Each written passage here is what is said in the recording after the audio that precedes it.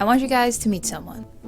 This is Tabitha. She is a lemon balm plant. She was one of the first plants I got this year, and I thought I was really bad at taking care of plants, but then after she was so successful, I kind of got addicted and started getting a whole bunch of plants, and now I kind of have a whole windowsill stuffed with plants, plus some more seedlings. So since I'm kind of on a plant high, not that kind of plant, I thought it would be really cute to make some stickers inspired by some of my plants. Maybe Tabitha can accompany us on the table. She smells really good. So let's get doodling and come up with some cute stickers.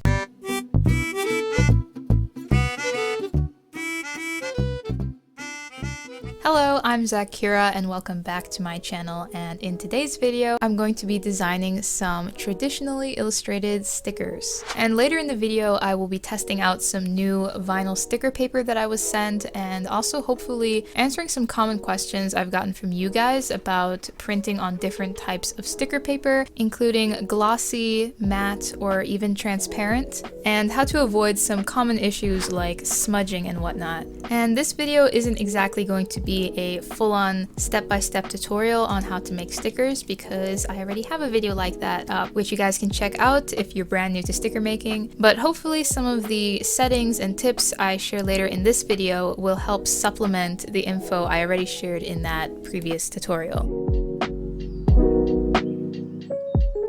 So the majority of stickers that I've designed so far in the past were drawn digitally, and I think digital art tends to be very suited for stickers because it's very clean, not to mention it makes formatting and printing so much easier. But I thought it would be really cool this time to do these stickers traditionally using acrylic paint pens, because I always feel like the end result of illustrations drawn with paint pens looks like a sticker in itself. It's like the closest medium to digital art while still being traditional. And I also like the fact that when you use paint pens, you're kind of stuck working with a very limited color selection, and y'all know how much I love working with limitations. I think when you have less to work with, it forces you to be more creative, to pay closer attention to your project and think thoroughly about each step in your process. I'm way too lazy and careless for that, unless I'm being forced to. And that care that you end up putting into it ultimately shows in the end result, at least in my opinion. And it's true that I actually do have a relatively large array of colors between my Posca pens and Artistro pens, but even then I had like 4 greens to work with, and for the most part I actually only used the same 2 greens for all of the leaves and stuff in these sticker designs, which ended up forcing me to get creative in how I represented these different plants so that they still looked right. One trick that helped a lot was changing up the color of the line work. I find that the color of line work actually changes the overall look of the object to your eyes, which is why in most of my recent artwork, digital or traditional, I've been kind of staying away from black line work, because I feel when you use a color, it just adds something to the piece. And I found that with these sticker designs at least, that when I lined things with brown, it tended to feel warmer and earthier, and when I lined it with blue, it tended to feel cooler and more plasticky, if that makes sense. So even though I was using the same 2 green colors for almost all of the leaves on all of the plants, I was able to make some of the designs feel softer and warmer like the lemon balm and the radish, and others cooler and stronger like the peas and the tomato plant.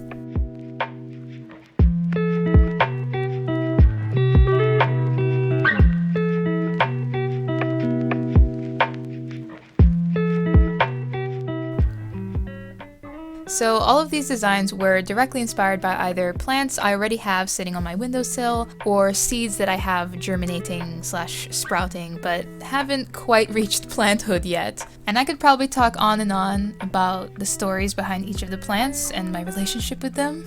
But for the sake of the length of this video, and the sanity of my viewers, I shall refrain. But I do want to talk about the tomato plant, because there is a story about the tomato plant. The tomato plant was inspired by the 2 little tomato plants that I have on my windowsill. They are lemon boy varieties, so they have yellow tomatoes. And when I saw these boys, I was like, must have. Because if you guys didn't know, one of my favorite music artists is Cavetown, and Lemon Boy is the name of his most iconic song. I'm sure all my fellow Cave fans, where you at, know that Lemon Boy is pretty much synonymous with Cavetown at this point. And the song actually holds a special place for me personally because it was the song that helped me rediscover my love for playing guitar and songwriting a few years back. Because after discovering that song and hearing it for the first time, I just had to learn how to play it on the guitar.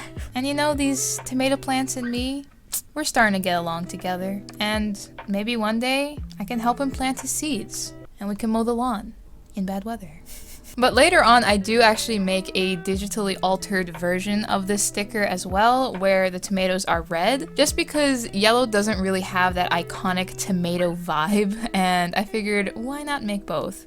By the way, thank the veggie plant gods that I drew all of these designs with acrylic paint pens, which are waterproof, because me, Zaccura, being the huge dingleberry that I am, spilled plant water on my paper! It was definitely one of those heart-stopping moments, but after drying it gently with some tissue, the designs were completely fine, as if it never happened. And to think, I truthfully almost painted these designs with gouache instead. That would have been a disaster. But that's all in the past now. We don't need to dwell on this any longer. And speaking of veggie plant gods, you've probably deduced this by now, but all of my plants and seedlings at the moment are veggies and herbs. Because I feel like the fact that you can eat them gives me more motivation to take care of them. Hey, I'm still working on that green thumb. My love for my plants is not 100% unconditional quite yet. But also, I've always really liked the look of vegetable and fruit plants, kind of more than ornamental plants like flowers and stuff. There's just something about the living, growing life cycle and production of these fruits and watching them ripen and being able to harvest them. It's just a really happy thing to look at and to experience. I don't know, maybe that's just me. Let me know in the comments if you guys have ever grown vegetables in your backyard and whatnot. And how would you rate that experience?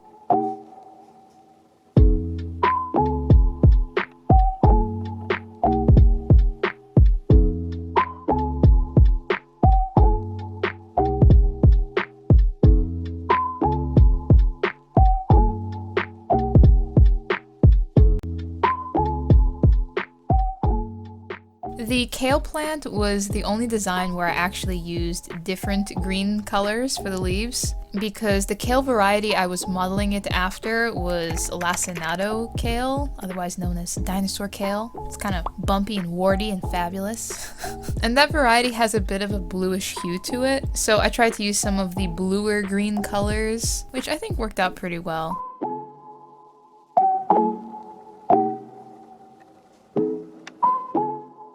And after the kale was finished, I felt like the page was looking pretty cool with all of the designs next to each other, so I decided to fill up the remaining gaps on the page with a couple of more designs, one being a lavender plant. I do actually have some lavender seeds sprouting, but it's a far ways off from being this gorgeous. This sticker, I guess, is kind of my hopes and dreams for what I would love my lavender seeds to turn into eventually, but we'll see in a few months. I don't know. Overall, though, this lavender design just might be my favorite out of them all. That and the peas in a can are probably my favorites out of this collection.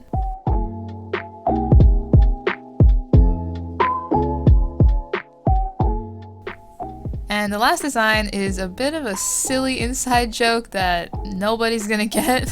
But essentially, when a seedling doesn't get enough light, it ends up all tall and skinny and fragile. And the common name for this phenomenon is legginess, as in these are leggy seedlings. So I just had to make some kind of terribly, awfully, horribly corny joke about seedlings who never skip leg day. In order to get it without an explanation, you'd have to be both familiar with like 2-year-old memes and sprouting seedlings. So it's only for elite crowds. And with that, my designs were all finished and it was time to scan them into my computer for formatting and printing.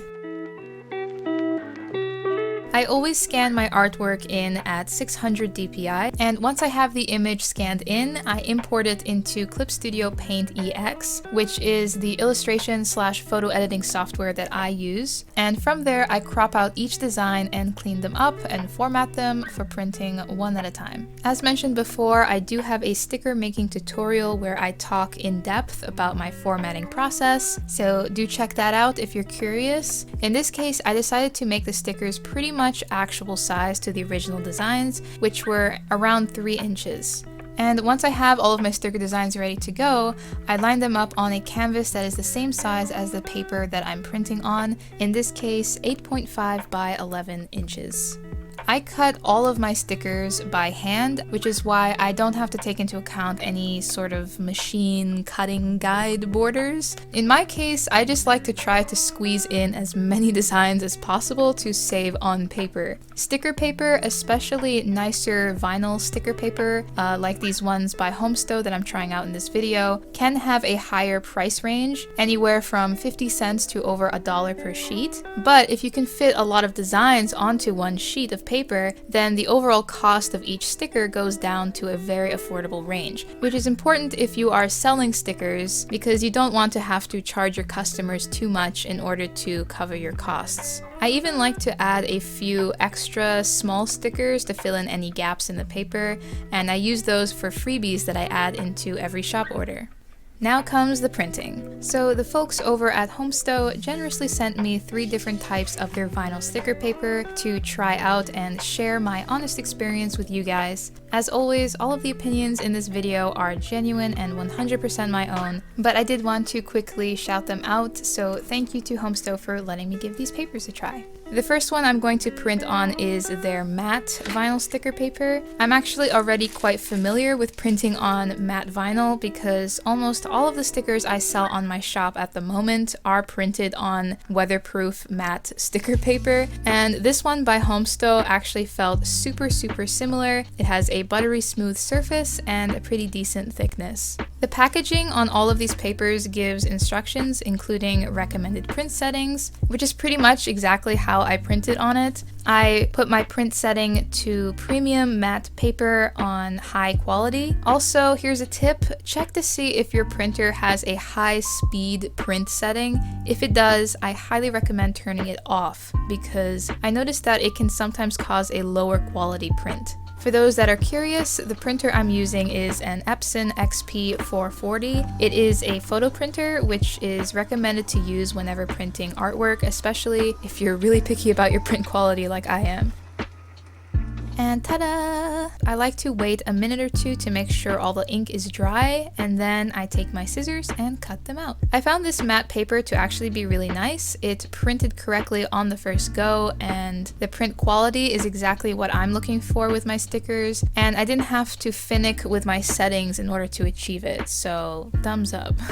Next up, we have the glossy vinyl sticker paper. Compared to the matte paper, the glossy paper is noticeably thinner and more floppy, which wasn't too much of a problem for me personally, but I do know that this can cause some issues in certain printers where the paper curls up and gets jammed. So I'd be a bit careful when using this paper and probably do a manual feed if your printer allows it. As for settings, my Epson printer can be a little confusing because it has 3 different glossy settings, but I find the one that usually works best with most glossy papers is the premium glossy setting on high quality. Now, one of the most common issues with printing on glossy paper is that the ink will smudge or feel tacky when you touch the sticker. And unfortunately, there is no one answer to fix this because there are a lot of variables that could cause this problem. It could be an issue with the paper, an issue with your printer's ink, an issue with your settings, or any combination of those 3 things. But one very common reason that smudging happens on a glossy paper is that you're simply printing too much ink. Glossy paper in general tends to not be very absorbent. It does vary from brand to brand, but if your printer is printing many layers of ink, then those top layers simply have nothing to hold on to and end up coming off on your fingers, even when it's completely dry. So one thing you can try is to put your print quality down from high to standard. I find that the difference in print quality between high and standard is usually super minimal, at least with my printer, and it could be all you need to fix the smudge issue.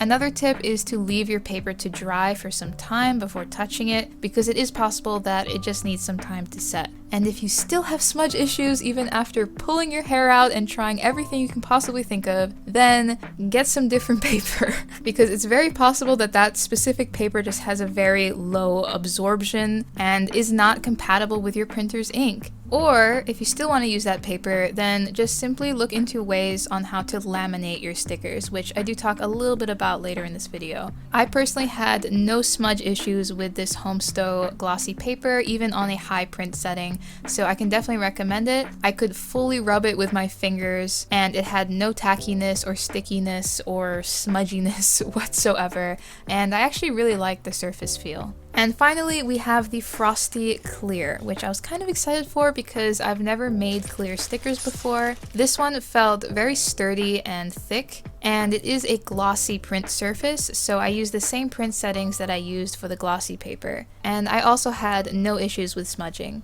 Now, one thing to keep in mind when making clear stickers at home is that at-home printers don't print white ink. That means that all of the white in your designs will be replaced with transparency. Think of it kind of like a tattoo, which is why, in my opinion, the best designs for at-home clear stickers are very simple, high contrast designs. And I'm actually planning on making some black line art illustrations, which I think would be really perfect for clear stickers. These veggie plant designs aren't the best for transparent stickers because they do have very light colors, but I did put a kale sticker on this gray cup and I think it actually turned out really cool. I also stuck a lemon boy tomato sticker onto my lemon boy tomato plant, which I think is really cute.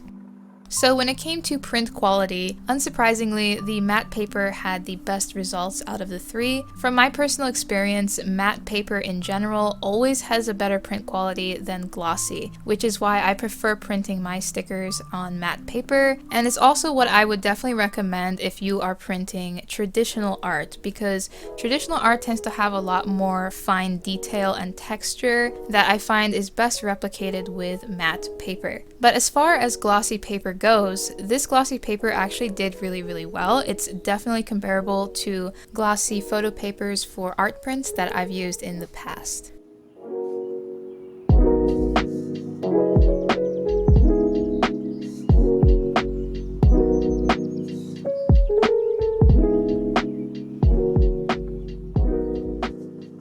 As for waterproofing, I did a test where I stuck stickers of all three finishes on this one plastic cup, then rubbed and washed the stickers with my fingers under warm water, and then dried it with a paper towel. And they all held up really well to this test. I rubbed quite hard and no ink came off and the adhesion stayed on tight. After that, I also did a soak test where I completely submerged the stickers underwater for almost 6 hours, which is a not recommended thing to do for any sticker, but I felt it would help simulate long-term wear and tear when exposed to water. The matte sticker held up the best. I was actually kind of surprised. It looked pretty much exactly the same except for some yellow ink that had bled. The glossy sticker turned blue, and what that means is all of the yellow and magenta ink dissolved, leaving only the blue ink left, which means that the paper's absorbency for the ink isn't as high as the matte, not surprising. But this loss of color isn't actually my biggest concern, and I'll explain why in a bit, but the main thing that was a little concerning was that the glossy surface also felt slightly dissolved. It wasn't as smooth anymore, and it wasn't as shiny, it was kind of more satin. The transparent sticker also turned blue, just like the glossy, but it surprisingly kept its smooth glossy surface texture. For all three of them, I noticed no change in the adhesion, which is a really good thing. They were all still stuck on nice and tight.